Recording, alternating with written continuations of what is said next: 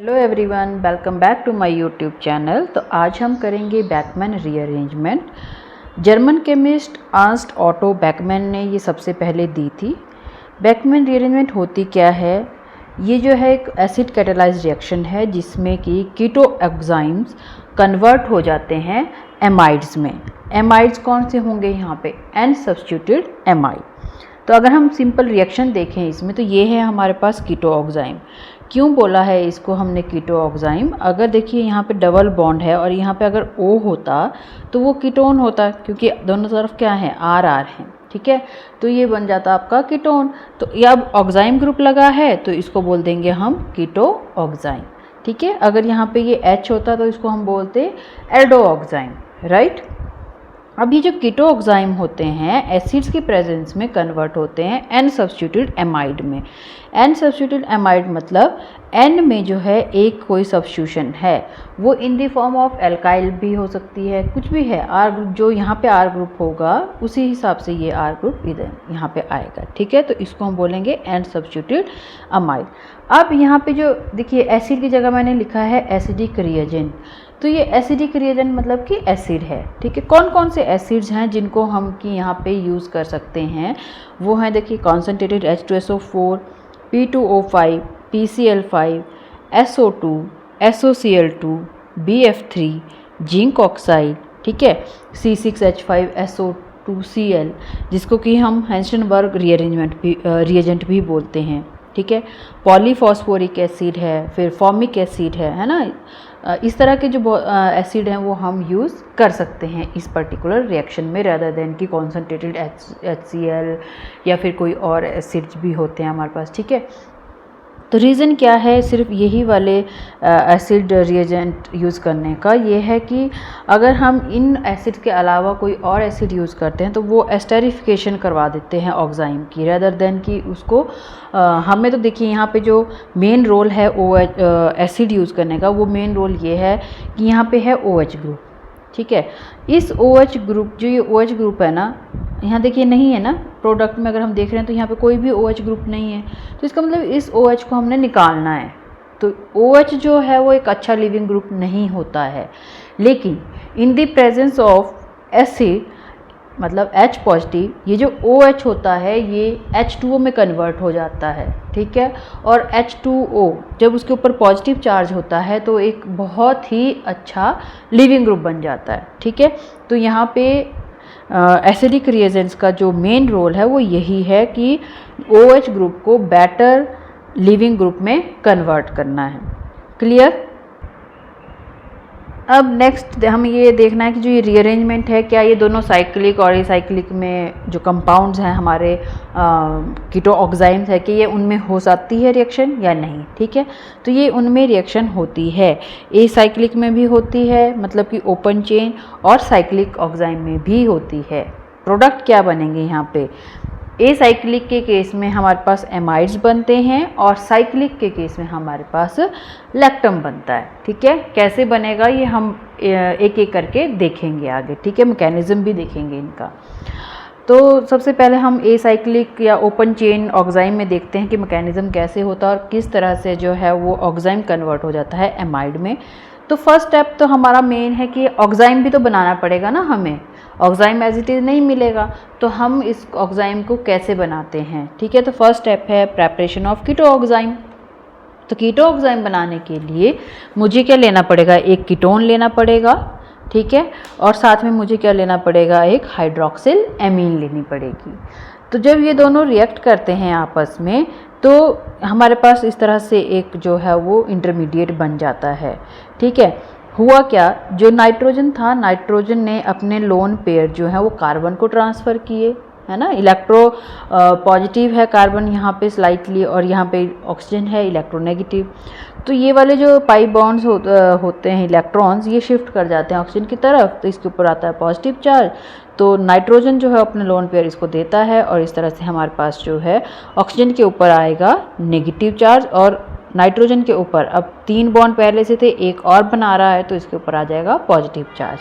ठीक है, तो नेक्स्ट आता है कि अब यहाँ देखिए नाइट्रोजन के पास एक एक्स्ट्रा बॉन्ड है, मतलब कि वो H है यहाँ पे एक्स्ट्रा, और O जो है वो नेगेटिव है, उसको एक H चाहिए, ले सकता है वो, ठीक है। तो अगर ये नाइट्रोजन अपना H ऑक्सीजन को दे दे, नेगेटिव ऑक्सीजन को, तो वो भी न्यूट्रल हो जाएगा, यहाँ पे भी कोई चार्ज नहीं रहेगा, यहाँ पे भी कोई चार्ज नहीं रहेगा। तो इसलिए यहाँ पे क्या होता है, प्रोटॉन ट्रांसफ़र होता है, यहाँ का H इधर चला जाता है, ठीक है।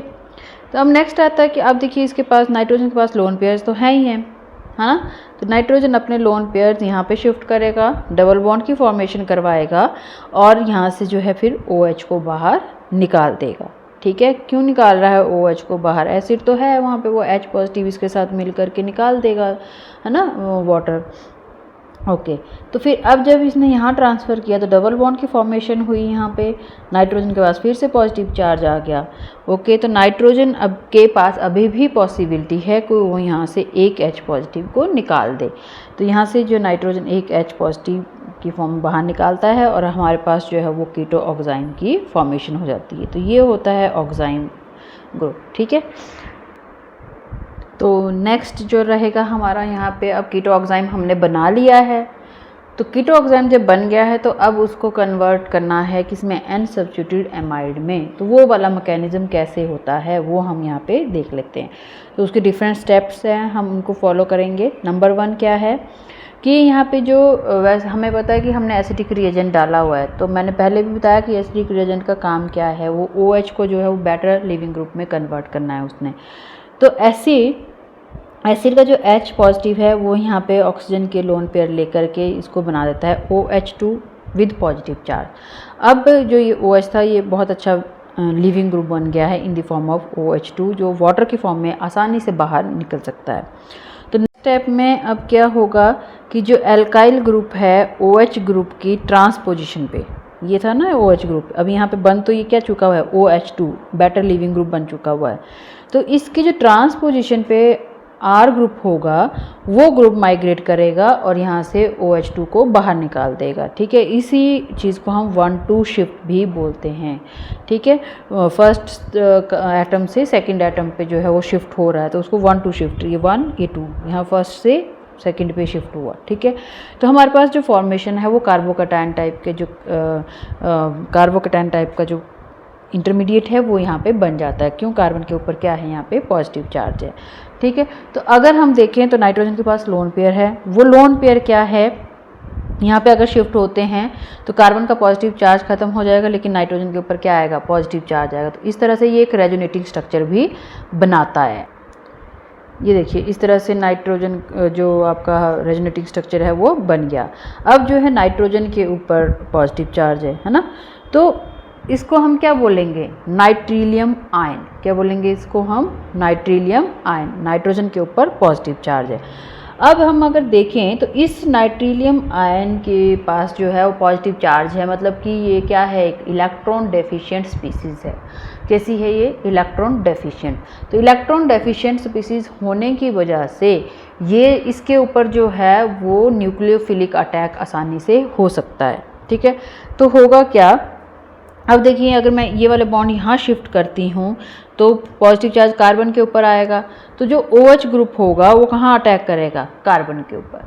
कहाँ अटैक करेगा, OH जो वाटर वाला जो ग्रुप है वो कहाँ अटैक कर रहा है, कार्बन, इलेक्ट्रॉन डेफिशिएंट कार्बन के ऊपर अटैक करेगा। तो यहाँ हमारे पास बन जाता है OH2C डबल बॉन्ड NR और ये R', ठीक है। फिर आती है बात कि ये सब तो हो गया, अब क्या होगा, यहाँ पे एक एक्स्ट्रा H है इसके पास, अगर उसको निकाल दे तो पॉजिटिव चार्ज बैलेंस हो जाएगा, ठीक है। तो यहाँ होगी डीप्रोटोनेशन। अब यहाँ से डीप्रोटोनेशन हो गई, एक H निकल गया, तो हमारे पास क्या बन गया, OH, है ना। और यहाँ पे OH है, इधर डबल बॉन्ड है एडजेसेंट कार्बन के साथ ही, है ना।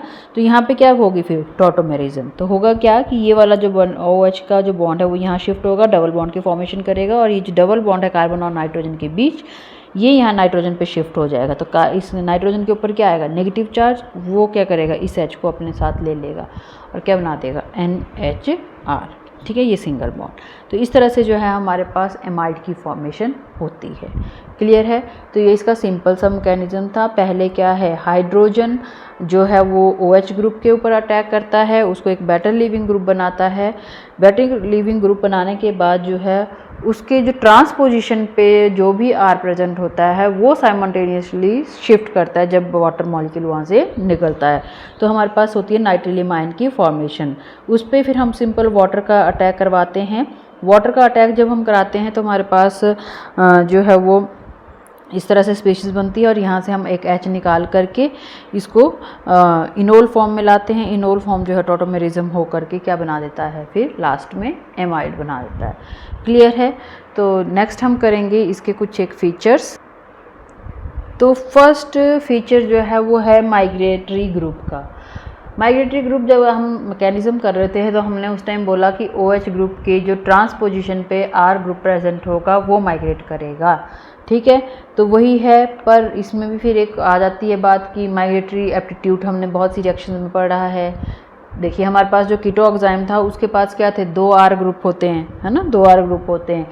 तो कोई सा भी माइग्रेट कर सकता है ना, फिर ये ट्रांस वाला ही क्यों कर रहा है, ये अकॉर्डिंग टू माइग्रेटरी ग्रुप क्यों नहीं कर रहा है ना। तो इसमें जो रूल है वो ये है कि अगर आपको स्टीरियोकेमिस्ट्री दी हुई होगी, कीटो ऑक्साइम की स्टीरियोकेमिस्ट्री अगर गिवन होगी तो आपको वही ट्रांस पोजीशन पे जो ग्रुप प्रेजेंट है उसको ही माइग्रेट करवाना है। ठीक है, ये रूल है।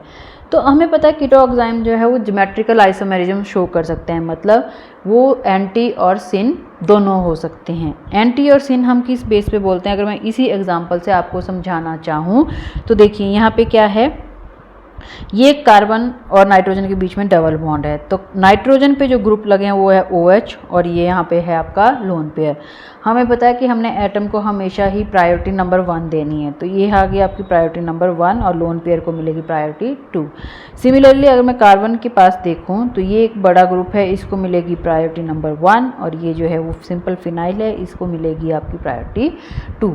अब अगर मैं यहाँ पे देखूँ कि जो सेम प्रायोरिटी वाले ग्रुप हैं, जैसे 1 और 1, ये दोनों क्या है, एक साइड को है, 2 और 2 एक साइड को है ना। तो इस तरह के जो ग्रुप प्रेजेंट होते हैं उनको हम बोलते हैं सिन आइसोमर। तो ये कैसा हुआ, सिन। अब मान लो कि ये मैंने अपोजिट कर देती, PH ऊपर और ये वाला ग्रुप नीचे, तो ये क्या बन जाता, फिर प्रायोरिटी 1 नीचे आ जाता है, प्रायोरिटी 2 ऊपर आ जाता है। तो प्रायोरिटी 1 कहाँ हो जाता है, अपोजिट में, तो वो क्या बन जाते हैं आपके ट्रांस या फिर एंटी आइसोमर जिसको हम बोलेंगे। ठीक है, तो इस तरह से अगर आपको गिवन होगी ना स्टीरियोकेमिस्ट्री ऑक्साइम, कीटो ऑक्साइम की, कि ये आपका क्या है सिन, दूसरा क्या है एंटी, तो उस केस में जब भी आपको माइग्रेशन करवानी होगी तो माइग्रेशन आपको जो ग्रुप OH ग्रुप की एंटी पोजीशन पे प्रेजेंट होगा वही माइग्रेट करना है। हाउएवर इसकी जो माइग्रेटरी पावर है वो ज़्यादा है। समझ गए? तो मुझे माइग्रेटरी पावर से कुछ नहीं लेना देना, मेरे को सिर्फ ये देखना है कि OH ग्रुप जो है वो ट्रांसपोजिशन पे जो भी उसके ग्रुप प्रेजेंट होगा वही माइग्रेट करेगा। तो मैंने यहाँ से PH को माइग्रेट किया है। ठीक है, तो हमने अभी मैकेनिज्म देखा भी कि जब भी कोई ग्रुप यहाँ से माइग्रेट करता है तो नाइट्रोजन के साथ वो ग्रुप लगता है, H लगता है, और C के साथ क्या लग जाता है, डबल बॉन्ड O लग जाता है यहाँ पे। ठीक है, क्लियर है? तो नेक्स्ट अगर मैंने देखना है, और एक चीज़ और यहाँ पे, ये प्रूफ कैसे हुआ कि ट्रांसपोजिशन वाला ही जाता है ना।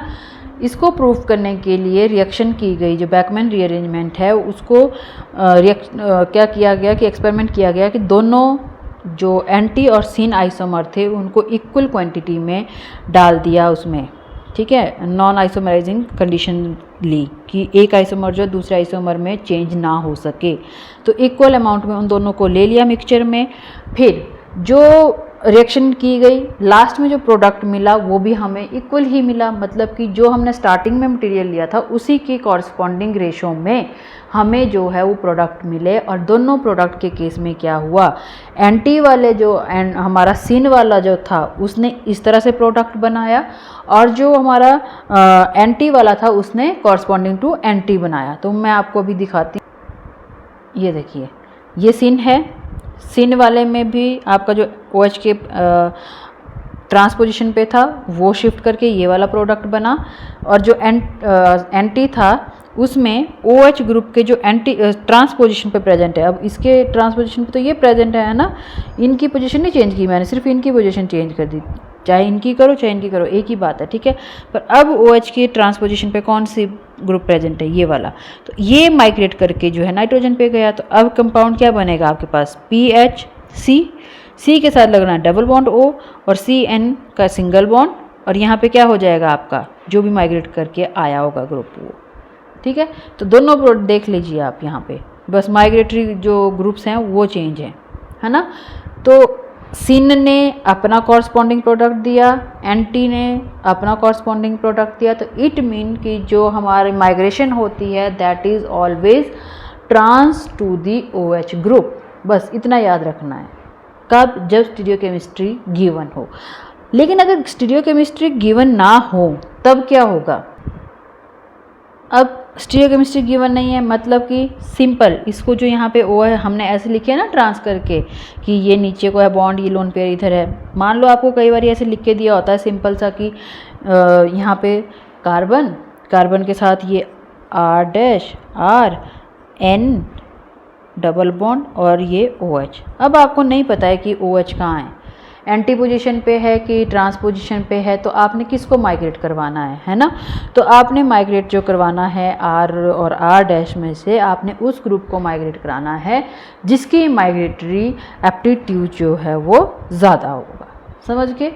तो ये फ़र्क है कि स्टीरियोकेमिस्ट्री गिवन है तो ट्रांस को करवाओ माइग्रेट, अगर स्टीरियोकेमिस्ट्री गिवन नहीं है तो माइग्रेटरी एप्टीट्यूड देख के माइग्रेट करवाओ। क्लियर है। ये देखिए फॉर एग्ज़ाम्पल हमें मान लो कि ऐसे इस तरह से दे देते हैं रिएक्शन में लगा कर कि कई बार ऐसे लिख के दे देते हैं कि कीटोन लिख दिया, कि हाइड्रोक्सिल अमीन लिख दिया और एरो के ऊपर जो है वो एसिड्स लिख दिए। तो उस टाइम पे हमें नहीं पता इन दोनों ने रिएक्ट करके सिन वाला बनाया है कि एंटी वाला बनाया, आई डोंट नो, बस उन्होंने क्या किया है एक कीटोऑक्साइम बना दिया है। तो ये OH ग्रुप यहाँ पे है। अब जब एसिड आया तो माइग्रेट करना है किसी ना किसी ग्रुप ने, तो इन दोनों में से ग्रुप कौन सा माइग्रेट करेगा, वो करेगा जिसका माइग्रेटरी एप्टीट्यूड ज़्यादा होगा। तो इसका माइग्रेटरी एप्टीट्यूड ज़्यादा है तो ये माइग्रेट किया N के साथ, है ना। तो देखिए शॉर्टकट भी अगर देखना हो तो कैसा था, जिस ग्रुप को आप माइग्रेट करवा रहे हो उसका बॉन्ड तो बना दो N के साथ और वहाँ एक H लगा दो, ठीक है। और जो कार्बन जहाँ से माइग्रेट करवाया था वहाँ डबल बॉन्ड O लगा दो, ख़त्म बात। क्लियर। तो इस तरह से हमें स्टीरियोकेमिस्ट्री का ध्यान रखना है। ओके, नेक्स्ट बात आती है कि ऑक्सीजन ट्रांसफ़र जो होता है ना यहाँ पे वो इंटरमॉलिक्यूलर है। अब ऑक्सीजन ट्रांसफ़र इंटरमॉलिक्यूलर है से क्या मतलब है, मतलब कि देखो यहाँ पे है हमारे पास कीटोऑक्साइम, ठीक है। अभी तो मैंने कैसा लिया है सिंपल, आप इसको ना सिन बोल सकते हो ना इसको आप एंटी बोल सकते हो, बट क्योंकि दोनों ग्रुप जो हैं वो यहाँ पे सेम है। बट बात यहाँ ये हो रही है कि जब हम यहाँ पे देखिए प्रोडक्ट में C डबल बॉन्ड O बन रहा है ना, तो ये जो O है ना, ये O कहाँ से आ रहा है। अगर मैं कीटोऑक्साइम में देखूँ तो O पहले से भी प्रेजेंट होता है ना, लेकिन ये बोलता है कि जब ये रिएक्शन हो जाती है तो ये O वही वाला O नहीं आता प्रोडक्ट में, ये O जो है वो सॉल्वेंट से आता है। इंटरमॉलिक्यूलर मतलब कि डिफरेंट किसी मॉलिक्यूल से आता है, सेम मॉलिक्यूल से नहीं आता है। और ये हम लोग देख भी चुके हैं जब हमने रिएक्शन मैकेनिज्म देखा था, है ना। और इस चीज़ को प्रूव करने के लिए उन्होंने क्या किया कि जब हम लास्ट में as a nucleophile water molecule डालते थे मैकेनिज्म, अगर आपको याद हो, तो उसमें क्या किया हमने उसको लेवल कर दिया उस वाटर मॉलिक्यूल को। तो जब लेवल किया और प्रोडक्ट जब आपको मिला तो जो ऑक्सीजन यहाँ पे आई वो लेवल्ड वाली ऑक्सीजन आई। तो इसने प्रूफ किया कि ये इंटरमॉलिक्यूलर है। अगर ये इंट्रामॉलिक्यूलर होता तो प्रोडक्ट में जो ऑक्सीजन आई थी वो लेवल्ड नहीं होती। समझ गए बात। तो ये है हमारा कि ऑक्सीजन ट्रांसफ़र जो है वो इंटरमॉलिक्यूलर है। वो पहले से जो ऑक्साइम में ऑक्सीजन प्रेजेंट है वो प्रोडक्ट में वही ऑक्सीजन नहीं है, बल्कि वो कहाँ से आई है, वाटर से आई है। क्लियर है। नेक्स्ट फीचर है retention of configuration of migratory group, मतलब कि जो माइग्रेटरी ग्रुप है उसकी जो भी स्टीरियोकेमिस्ट्री होती है रिएक्टेंट में, वही दोबारा जो है वो प्रोडक्ट में भी रहती है। देखो अब ये स्टीरियोकेमिस्ट्री कब होगी, जबकि आपका माइग्रेटरी ग्रुप जो क्या होगा, कायरल होगा। कायरल मतलब कि कार्बन के चारों जो ग्रुप हैं वो कैसे होंगे, डिफरेंट। फॉर एग्जांपल ये वाला है, तो यहाँ पे इस ग्रुप की जो भी स्टीरियोकेमिस्ट्री होगी वो यहाँ पे भी आपको देखने को मिलेगी। फॉर एग्ज़ाम्पल अगर मैं यहाँ पे बोल रही हूँ कि देखो प्रायोरिटी अगर मैं देती हूँ तो फर्स्ट प्रायोरिटी इसको मिलेगी, सेकंड इसको मिलेगी, थर्ड इसको मिलेगी, फोर्थ इसको मिलेगी, 1 2 3। तो ये कौन सी हो गई आपकी आर कॉन्फ़िगरेशन। अब यहाँ देख लेते हैं 1 यहाँ पे, सेकंड यहाँ पे, थर्ड यहाँ पे, फोर्थ यहाँ पे। फिर से देखो ये कौन सी आई आपकी आर। आफ्टर जब हम इसको माइग्रेट करवा दे रहे हैं तो भी ये क्या रह रही है आर। ठीक है। नेक्स्ट फीचर है कि जो पोलर सॉल्वेंट्स होते हैं वो रेट इस रीअरेंजमेंट का जो रेट है उसको इंक्रीज़ करते हैं। कैसे करेंगे इंक्रीज़, कैसे करेंगे फैसिलिटेट। देखो नाइट्रेनियम आयन बना था ना रिएक्शन में मिक्सचर में इसमें एज ए इंटरमीडिएट। तो नाइट्रेनियम आयन पे क्या था पॉजिटिव चार्ज था, है ना, मतलब कि वो एक पोलर स्पीसीज़ थी। तो पोलर को जो है वो पोलर ही एक्टिवेट करेंगे। ओके, तो यहाँ पे पोलर सॉल्वेंट जो है इस रीअरेंजमेंट का रेट ऑफ रिएक्शन इंक्रीज़ करते हैं। नेक्स्ट फीचर है कि जो माइग्रेटरी ग्रुप हैं उनके ऊपर अगर कोई सब्स्टिट्यूएंट लग जाता है इलेक्ट्रॉन डोनेटिंग या फिर इलेक्ट्रॉन विड्रॉइंग तो कौन सा किस तरह से रेट ऑफ रिएक्शन को अफेक्ट करेगा। ठीक है। अब फिर से वही बात आ गई कि जो हमारी देखो इंटरमीडिएट स्टेट है ना यहाँ पे, जो ये कार्बन पॉजिटिव, जब कार्बन के ऊपर पॉजिटिव आता है या फिर नाइट्रोजन के ऊपर पॉजिटिव आता है नाइट्रेनियम आयन, तो इट मीन ये जो इंटरमीडिएट है यहाँ पे ये कैसा है हमारा, क्या बनता है हमारा, ये इलेक्ट्रॉन डेफिशिएंट स्पीसीज़ बनती है। कैसी बनती है, इलेक्ट्रॉन डेफिशिएंट स्पीसीज़। ठीक है। तो इलेक्ट्रॉन डेफिशिएंट स्पीसीज़ होने की वजह से मतलब कि इसको इलेक्ट्रॉन क्या चाहिए, डोनेटिंग ग्रुप चाहिए जो इसकी रेट ऑफ रिएक्शन को या रीअरेंजमेंट को बढ़ा सके। ठीक है। तो इसीलिए हमने बोला है कि जो इलेक्ट्रॉन विड्रॉइंग ग्रुप है वो माइग्रेटरी ग्रुप पे अगर लगते हैं तो रेट ऑफ रिएक्शन जो है वो डिक्रीज़ हो जाती है, लेकिन इलेक्ट्रॉन डोनेटिंग स्पीशीज़ लगने से जो है हमारा रीअरेंजमेंट का रेट वो एक्सेलरेट हो जाता है, बढ़ जाता है। क्यों, क्योंकि साथ ही ये जो है देखो जब यहाँ पे हम इंटरमीडिएट स्टेट अगर बनाने की कोशिश करते हैं यहाँ से इस ग्रुप ने निकलना है और यहाँ पे इस ग्रुप ने लगना है। ठीक है। तो डेल्टा पॉजिटिव चार्ज इस तरह से डिस्ट्रीब्यूट हो जाता है। तो बोलता है कि अगर यहाँ पे इलेक्ट्रॉन डोनेटिंग ग्रुप लगा हो तो वो इस ग्रुप को यहाँ से निकलने में मदद करता है और साथ ही साथ इस लीविंग ग्रुप को भी बाहर निकलने में मदद करता है। ठीक है। तो हम बोल सकते हैं कि इलेक्ट्रॉन डोनेटिंग स्पीसीज़ जो हैं वो rate of reaction Beckmann rearrangement में इंक्रीज़ करते हैं। क्लियर है। नेक्स्ट फीचर स्पेशल जो हमने स्टार्टिंग में बोला था कि साइक्लिक कीटोऑक्साइम्स जो हैं वो किस चीज़ की फॉर्मेशन करते हैं, लैक्टम की फॉर्मेशन करते हैं। तो उसका मैकेनिज्म भी देख लेते हैं और कैसे करता है। ठीक है। अब ये है हमारे पास साइक्लिक कीटोन, है ना, हाइड्रोक्सिलेमिन की प्रेजेंस में ये बना देता है आपके पास साइक्लिक कीटोऑक्साइम। ठीक है। अब बात आती है सेकंड स्टेप में जिसमें कि हमने देखा था कि फिर क्या करता है कीटोऑक्साइम जो है वो एसिड की प्रेजेंस में यहाँ पे क्या बन जाता है OH2 पॉजिटिव बन जाता है, एक अच्छा लिविंग ग्रुप। ठीक है। जब ये स्पीसीज़ बन जाती है तो हमें पता है कि इस OH2 की ट्रांसपोजिशन पे जो भी ग्रुप होगा वो माइग्रेट करेगा। क्यों, क्योंकि अभी स्टीरियोकेमिस्ट्री जो है गिवन है, बॉन्ड इस तरह से लगा हुआ है हमारे पास। ठीक है। तो यहाँ पे जो भी होगा ग्रुप वो माइग्रेट करेगा। तो ये बाहर निकलेगा, ये वाला ग्रुप जो है यहाँ पे माइग्रेट किया। तो देखो 6 नंबर ने बना दिया नाइट्रोजन के साथ बॉन्ड, तो जो 1 था उस पर पॉजिटिव आएगा, है ना। तो ये है आपका 1, इस पे पॉजिटिव आ गया। अब यहाँ पे कौन अटैक करेगा, न्यूक्लियोफाइल अटैक करेगा, कौन, वाटर। ठीक है। तो वाटर ने जब यहाँ पे अटैक किया तो हमारे पास जो है वो इस तरह से एक स्पीसीज़ बन जाती है। अब ये जो H पॉजिटिव है जो हमारा कंजुगेटेड बेस निकला था एसिड से, उसने इस H पॉजिटिव को ले लिया, है ना। H पॉजिटिव को लिया तो ये यहाँ पे अपने दोनों जो इलेक्ट्रॉन छोड़ के जाएगा तो इस तरह से ऑक्सीजन जो है वो न्यूट्रल हो जाता है। अब ये फिर से बात वही आ गई कि यहाँ डबल बॉन्ड है, यहाँ पे आपके पास OH है, तो क्या होगा, ये वाला बॉन्ड यहाँ शिफ्ट, ये यहाँ शिफ्ट और ये H जो है वो नाइट्रोजन के पास। तो ये बन गया हमारे पास लैक्टम। जैसे हम यहाँ पे ऑक्सीजन होती है तो उसको लैक्टोन बोलते हैं, डबल बॉन्ड O ऐसे और यहाँ पे O, तो लैक्टोन होता है। अब यहाँ पे N है तो इसको हम लैक्टम बोलते हैं। क्लियर है। अब अगर हम देखी तो कीटोन हमने क्या लिया था, या फिर जो कीटोऑक्साइम था वो हमने क्या लिया था, 6 मेंबर लिया था। वो हमने कैसा लिया था, 6 मेंबर लिया था। ठीक है। तो उससे बना क्या अब हमारे पास लास्ट में 7 मेंबर। तो यहाँ पे क्या होती है, रिंग एक्सपेंशन। क्या होती है यहाँ पे साइक्लिक कीटोऑक्साइम में रिंग एक्सपेंशन होती है by the formation of lactam. Clear. Next main topic जो इसमें है, फीचर जो है वो है बैकमैन फ्रेगमेंटेशन का। ठीक है,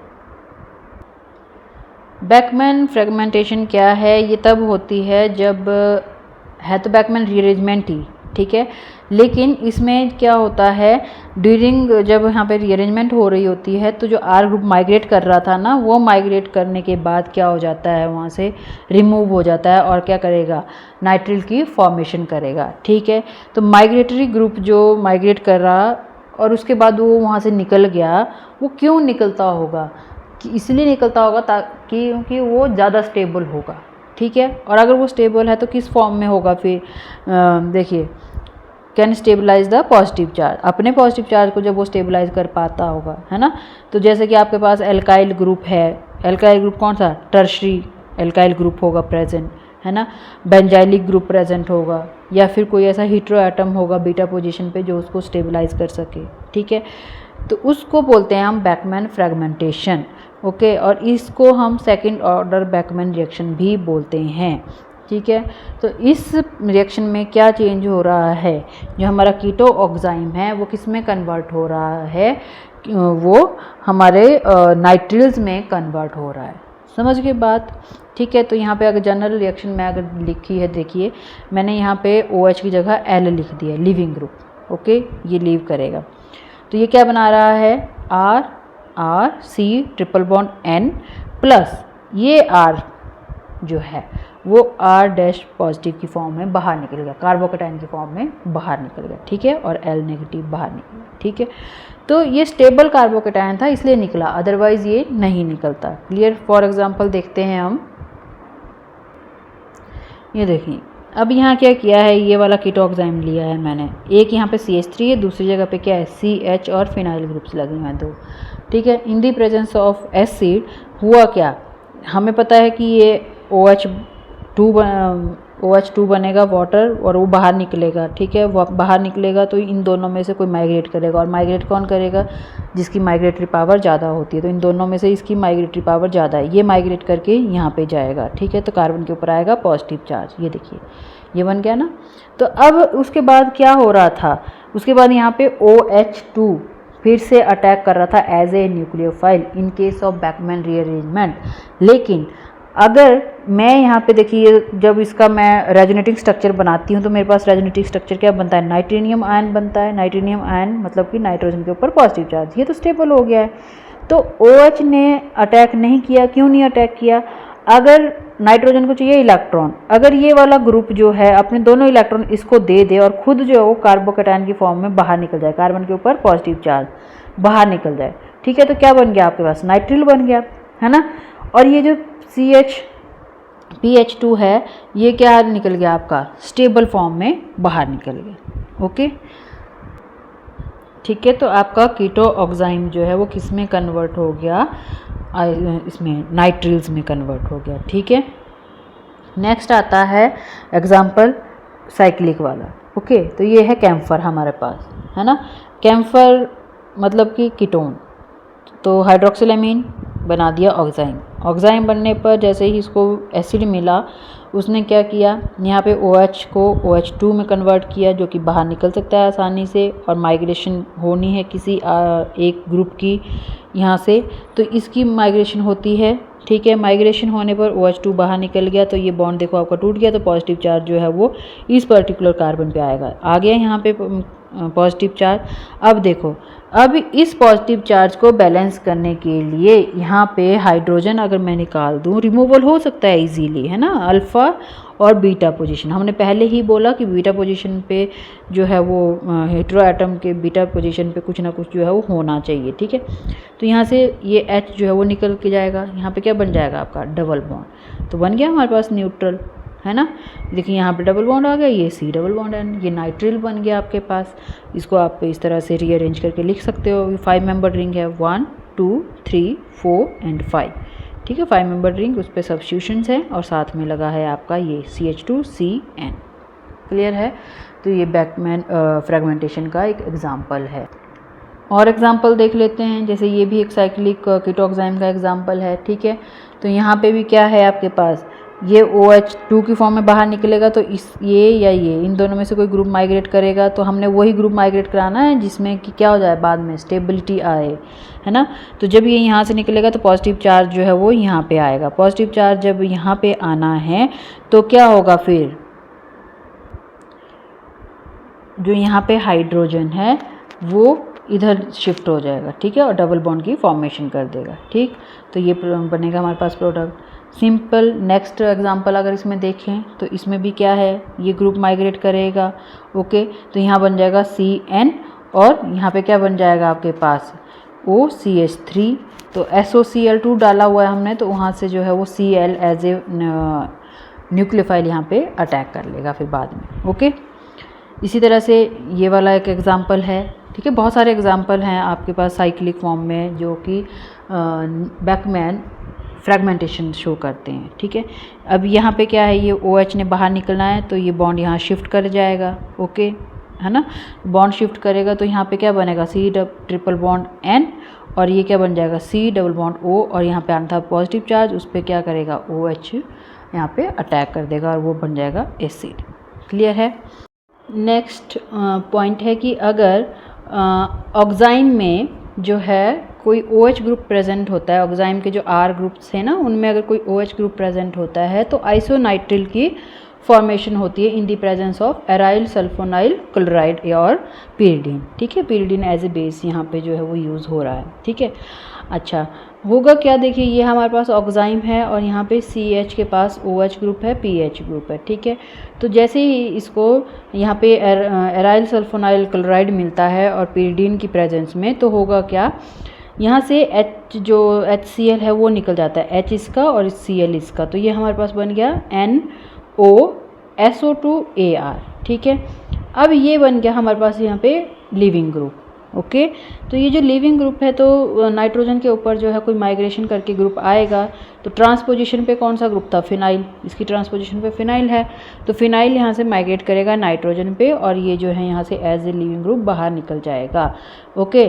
तो अब देखिए यहाँ पे है कार्बन के ऊपर पॉजिटिव चार्ज, तो ये रेजोनेटिंग स्ट्रक्चर अगर इसने बनाना होगा तो यहाँ पे नाइट्रोजन के ऊपर क्या है, लोन पेयर, वो यहाँ शिफ्ट करेंगे तो नाइट्रोजन के ऊपर आएगा पॉजिटिव चार्ज और कार्बन जो है न्यूट्रल हो जाएगा।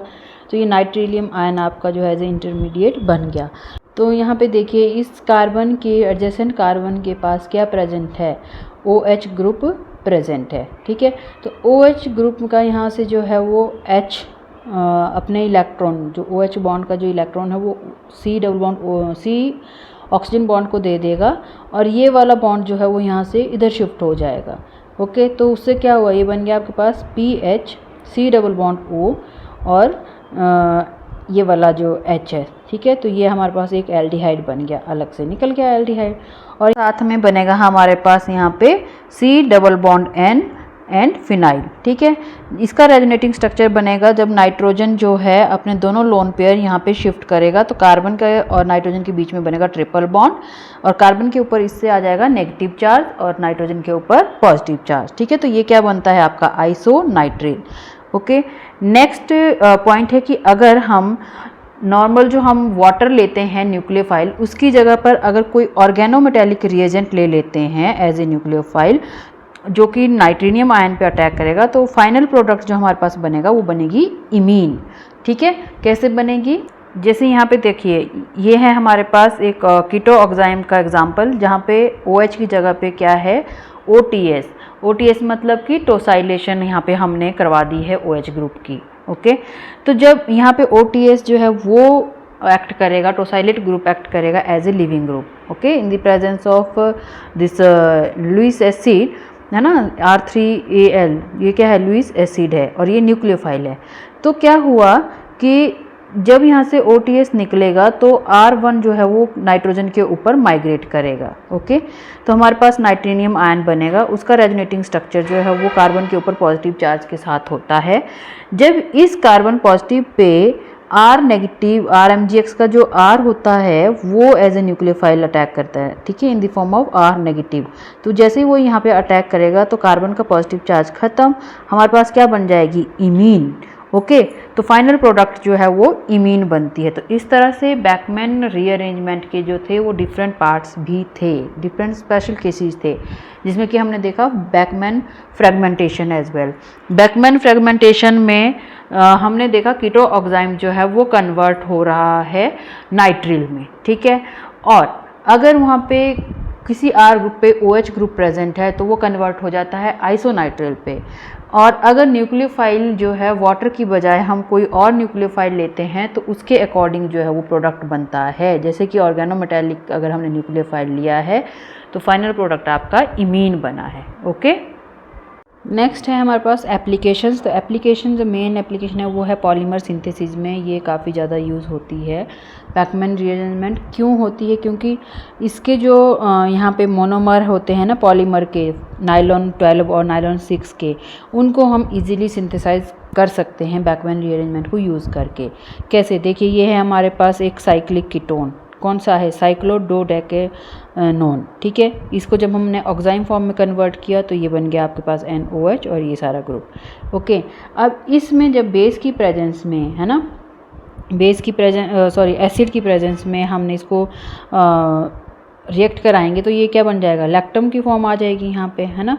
तो यहाँ पे हमने क्या लिया है? साइन्यूरिक क्लोराइड लिया है, जिंक क्लोराइड लिया है, यहाँ पे एस्टोनाइट्रल लिया है, उनको रिफ्लक्स किया और लायरोलैक्टम की फॉर्मेशन जो है वो हमारे पास हो जाती है। इस मोनोमर को यूज़ करके हम नायलॉन 12 की जो है सिंथेसिस कर सकते हैं पॉलीमर की। तो मोनोमर बनाने के लिए ये यूज़ होती है बैकमैन रीअरेंजमेंट। सिमिलरली नायलॉन 6 का अगर हमें जो है मोनोमर बनाना है, जो कि क्या होता है? कैप्रोलैक्टम होता है, तो उसके बनाने के लिए हम साइक्लोहेक्सेनोन लेते हैं और उसको हाइड्रोक्सिल एमीन के साथ ट्रीट करते हैं तो हमारे पास जो है ये वाला ऑक्साइम बन जाता है। और इन the presence of acidic reagents ये हमारे पास कैप्रोलैक्टम की फॉर्मेशन करता है। 6 मेंबर से ये 7 मेंबर रिंग की फॉर्मेशन होती है। जब इसकी हम फर्दर पॉलीमराइजेशन कराते हैं तो हमारे पास नायलॉन 6 की फॉर्मेशन जो है वो हो जाती है इस तरह से, okay. Next application drug synthesis में ये यूज़फुल होती है। कैसे? ये जो है इंडस्ट्रियल लेवल पे पैरास्टामोल को बनाने के लिए यूज़ कर सकते हैं हम, अल्टरनेटिव मेथड है उसका, ठीक है। कैसे? ये हमने फिनोल लिया, उसकी हम एस्टाइलेशन करवाएं तो क्या होगा? इसकी पैरा पोजीशन पे एस्टाइलेशन हो जाएगी। एस्टाइलेशन होने के बाद जब हाइड्रोक्सिल एमीन की हम यहाँ पे रिएक्शन करवाते हैं इस कीटोन ग्रुप के साथ तो यहाँ बन जाता है कीटो ऑक्साइम। कीटो ऑक्साइम को जब यहाँ पे एसिडिक रिएजेंट्स मिलते हैं, ठीक है, तो वो हमारे पास बना देता है पैरासीटामोल, ठीक है। यहाँ पे ये ग्रुप जो है वो माइग्रेट OH ग्रुप के पास जो है जो भी ग्रुप होगा वो माइग्रेट होके आएगा। ये है इसकी ट्रांसपोजिशन पे ये वाला, तो ये माइग्रेट होके यहाँ पे आएगा, ठीक है। तो ये पैरास्टामोल की फॉर्मेशन हमारे पास हो जाती है। इस तरह से हम और भी बहुत सारी सिंथेसिस कर सकते हैं, जैसे बेंजापिरिल है ना, एलांट्रिन है, सेफ्रोनाइड है, एलेंजापिन है, पैराजीपिन है, एनप्राजिन है, ठीक है, DHEA है और अदर कोई भी मेडिसिन हैं उसकी हम सिंथेसिस कर सकते हैं। तो हमने देखा कि जो एसिडिक रिएजेंट हम यहाँ पे यूज़ कर रहे हैं वो कोई से भी हमारे प्रोटोन डोनेटिंग एसिड्स होते हैं वो हो सकते हैं या लुईस एसिड हो सकते हैं, ठीक है। तो एसिडिक रिएजेंट्स मैंने आपको पहले बताया था वो सारे हम यहाँ पे यूज़ कर सकते हैं। तो ये थी आपकी बैकमैन रीअरेंजमेंट। तो आई होप कि आपको समझ आ गया होगा। Thank you very much.